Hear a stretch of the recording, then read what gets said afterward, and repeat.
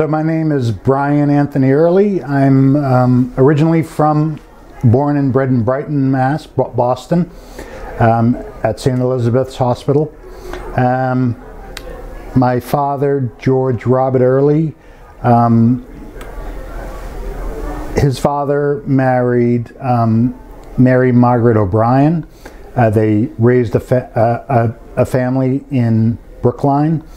He was a soldier, then a postal worker. He tells the story of his grandfather, John Earley, who came over from Ireland, joined the army, and then got sent with the army out west to Utah, and got discharged from the army in maybe the late 1800s, so it was around 1880, 1890. Then made his way back. He tells a story of him sleeping in Buffalo Hollows as the Mormons, who were at that time in Utah at war with the U.S. Government.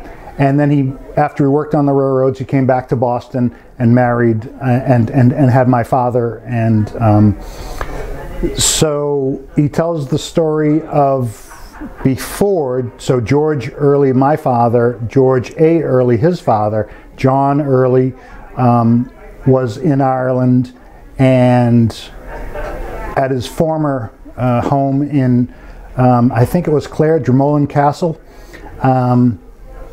The Baronetcy Quinn was a landlord, Protestant landlord, but had to, so he left the Catholic faith to become a landlord for the English and the Irish.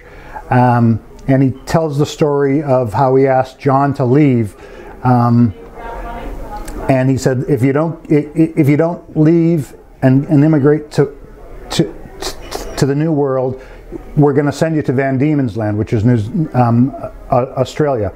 And so my great-grandfather heard that and quickly got on the next boat but he tells the story of returning to Ireland in maybe the early 20th century, and he was on the Baronetcy Quinn's property, and the Baronetcy Quinn said, you didn't